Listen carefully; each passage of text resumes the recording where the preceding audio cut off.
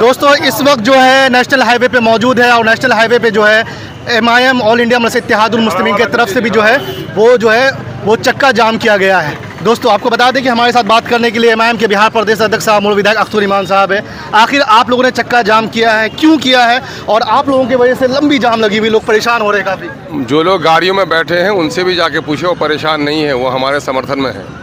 मामला ये है कि इलेक्शन कमीशन का जो तगलकी फरमान है कि 25 दिन के अंदर में आप SIR कराएंगे, ये बिहार के लिए कहीं से मुनासिब नहीं है। आपने 2002 में SIR कराया था, लेकिन इतने कठोर आपने सवालात नहीं रखे थे। आप जन्म प्रमाण पत्र मांग रहे हैं। 87 से पहले सिर्फ 2% लोगों के जन्म प्रमाण पत्र थे। 2005-7 में आज भी मैं समझता हूँ कि 20% से ज़्यादा लोगों के पास जन्म प्रमाण पत्र नहीं है। ये भी वो हैं जिनका स्कूल में भी है। 14-15% लोग हमारे स्कूल के सर्टिफिकेट उनके पास हैं। 2% लोगों के पास सिर्फ पासपोर्ट है।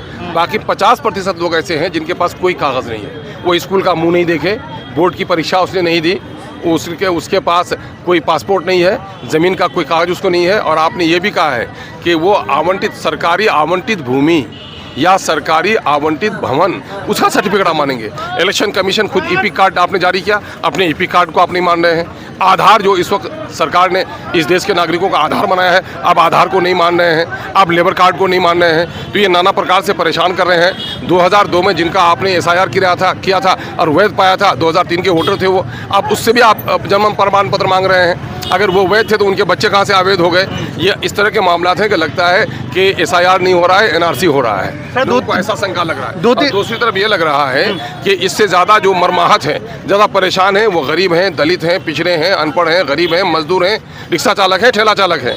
इन बेचारों का वोट जो 50% लोग हैं वो हाहाकार मचा रहे हैं। उनके पास कोई कागज़ नहीं है, तो ये परेशान हो रहे हैं। जो पलायन मजदूर बाहर में हैं वो कैसे लौट के आएंगे? सर दूसरा सवाल ये भी है कि आप जब आधार के पोर्टल पे जाते हैं तो उसमें लिखा रहता है मेरी आधार मेरी पहचान। जी जी। वोटर लिस्ट में जाते हैं तो वहाँ भी लिखा है कि आप वोटर ID कार्ड को आधार कार्ड से सिंक करें। आप निवासी बनाने जाते हैं तो आधार कार्ड उसमें लगता है, लेकिन आधार कार्ड अनिवार्य नहीं रखे। यही तो हम लोग कह रहे हैं कि आपने क्या किया है, लोगों को नाना प्रकार की परेशानियों में आपने डाल दिया है। हम आपके SIR कराने के विरुद्ध नहीं है, आपसे सिर्फ इतना आग्रह करते हैं इसका समय विस्तार कीजिए। और अभी 3 महीने में इलेक्शन होना है। 2002 में आपने कराया था, 2004 में पार्लियामेंट इलेक्शन हुआ था, 2 साल के बाद, 3 साल के बाद असेंबली इलेक्शन हुआ था। आपको करना ज़रूरी ही था, तो पार्लियामेंट्री इलेक्शन के बाद क्यों नहीं किया? फिर करना ज़रूरी तो बिहार में ही है क्या? और भी जगह इलेक्शन होने, आप नेशनल प्रोग्राम चलाइए। आप नेशनल प्रोग्राम नहीं चला रहे हैं। गरीब की बीवी सबकी भाभी सबकी भौजाई हो जाएगी। अब बिहार के लोगों पर ही डंडा चलेगा। ये SIR नहीं है, ये इलेक्शन कमीशन के जरिए से NDA सरकार को फायदा पहुंचाने का और चोर दरवाजे से NRC करने की गहरी साजिश है। सर सीमांचल में निवासी ज़्यादा अप्लाई हुआ, इसको लेकर भाजपा के नेता तंज कसते हैं, बोलते हैं भाजपा के दिमागों में वैसे उनका दिमाग होता नहीं है। भाजपा में जो लोग चले जाते हैं उनकी बुद्धि समाप्त हो जाती है। मोदी ने कहा सबका साथ सबका विकास, अंबानी और अडानी का विकास किया, सबका विनाश करके रख दिया। नोटबंदी उसने कर दी, लोगों के रोजगार बंदी उसने कर दी, अब वोट बंदी वो करना चाह रहे हैं। इसलिए उन लोगों का ये बकवास है। भैया हमारे यहाँ पढ़े लिखे लोग नहीं हैं। हमारे मित्र रहे हैं सम्राट चौधरी साहब, अरे जिस वक्त साढ़े 13 लाख की आबादी के मुंगेर में 88 हाई स्कूल थे, मेरा 17 हाई स्कूल थे। उनके यहाँ साढ़े 15,000 बच्चे मैट्रिक का इम्तिहान पास किए थे, मेरा 3200 बच्चे इम्तिहान पास किए थे।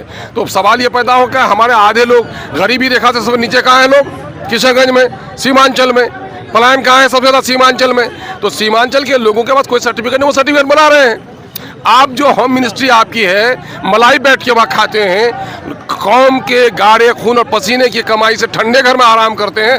आपकी बॉर्डर एरिया फोर्स क्या कर रही है? अगर घुस रही है देश में तो ये आपकी नाकामी, अपने नाकामी में शर्मिंदा होना चाहिए। या फिर बॉर्डर एरिया फोर्स अगर नाकाम है तो दूसरे फोर्स दीजिए। आपके सामने में सब कुछ है और गाल बजा रहे हैं मेरे यहाँ सर्टिफिकेट नहीं है। सर्टिफिकेट जो होगा वैध होगा बनेगा, जिनका नहीं होगा नहीं बनेगा। इससे क्या दिक्कत हो जाती है?